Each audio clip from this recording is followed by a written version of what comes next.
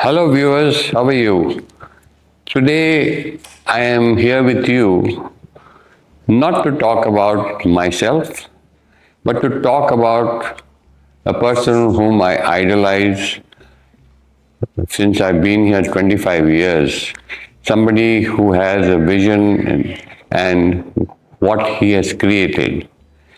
And I have idolized this person and talked about him to everybody, but I hope at some point of time this reaches his ears.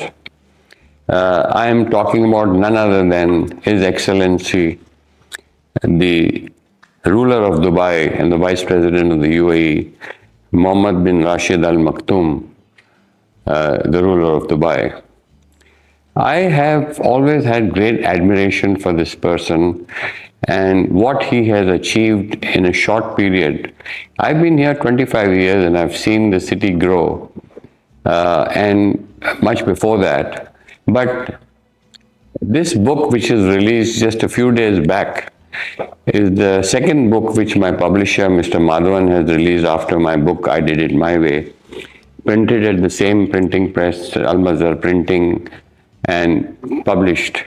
And it has been released a few days back, and I got a copy of it today. And I would like to talk about it.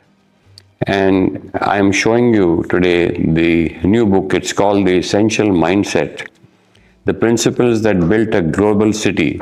It's written by Mr. Fahad Ahmed, who's a known photographer and a close friend of the royal family. And I'd like to show you this book today and the face of the book, what it's looked like. It's just been launched and it's come into the market. And this story, this book, I believe, I haven't read it, I'm going to read it, is about the story of a man's vision of building a city from a desert to a global iconic city, which today the world has its eyes on. And it is absolutely remarkable of a period of just 25 to I think 35 years that he's been here. What he has built is something that is commendable. And I have great respect for him. And I would like to show you the story and read, if possible, a piece of which he has written himself. It's Dubai's growth is driven by three: a credible, flexible, and excellent government, an active, fair, and open to all private sector, and a semi-governmental sector that competes globally and drives the economy locally, generates income for the government, creates job for the citizens, and is an asset for future generations. This is written by His Highness Sheikh Maktoum bin Rashid Al Maktoum. This is what he's written. This is the beginning of it. There are pictures in this book which have shown what Dubai was and what it is today. What is very interesting is all the pictures that you see of Sheikh Mohammed are a little serious. This picture, which I'm showing you today, is a picture of his smiling, which is looking so good, which is smiling.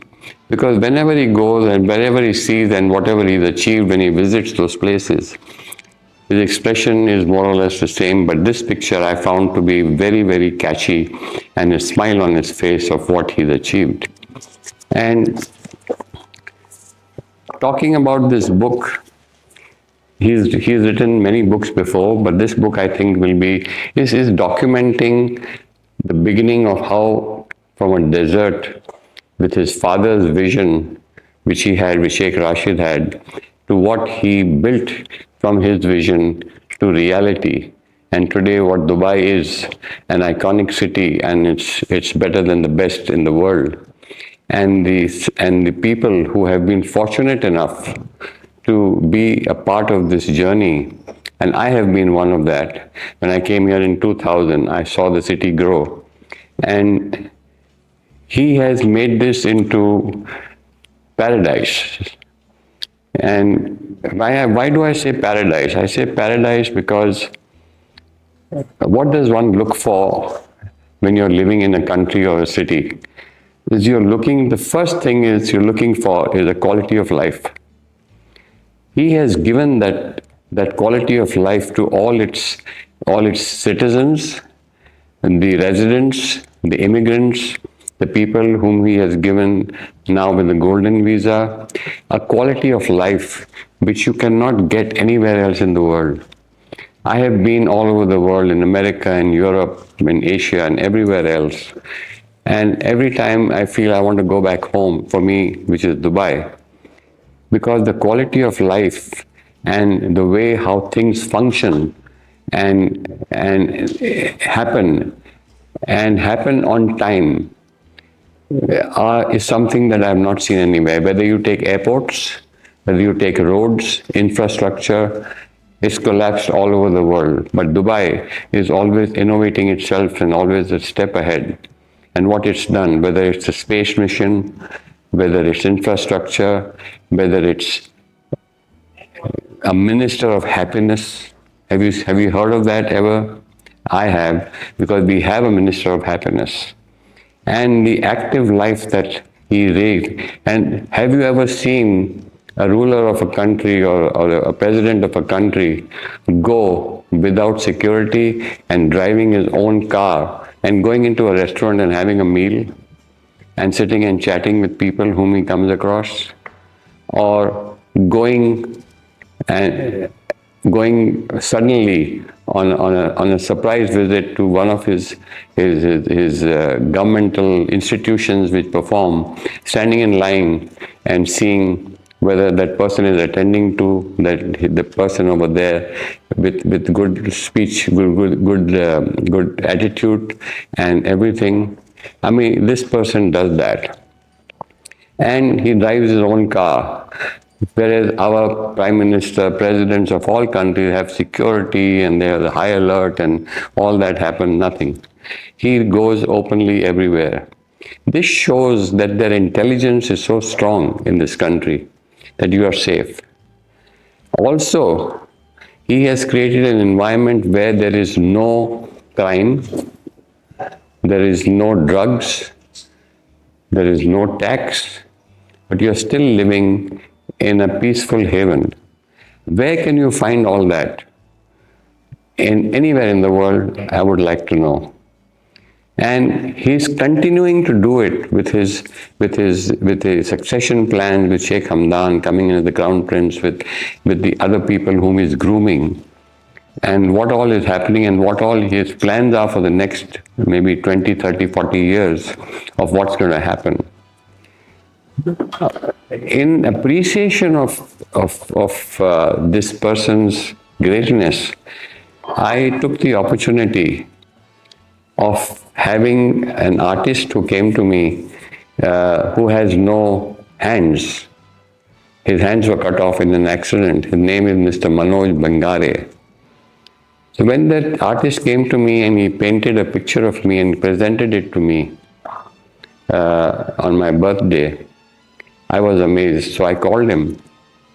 I flew him over and I had an exhibition for him. But before he came, I told him, I want you to do a portrait, a picture, painted by a mouth, and bring that portrait with you of Sheikh Mohammed, which he did. And I have that picture with me of his painting with his mouth, which he has done, which is my dream and ambition of presenting him with the artist present, with his, he doesn't have hands, but with him, to present this portrait to him someday personally and have the good fortune of shaking his hand and meeting him and greeting him personally, which I think is my pleasure, and I hope that dream comes true. Going on further, this would also be an opportunity for me to present my book to him very humbly of I did it my way, which I would present to him. And I hope I get the opportunity someday to do this and have this. Thank you so much, viewers, for listening to me, and see you in my next episode.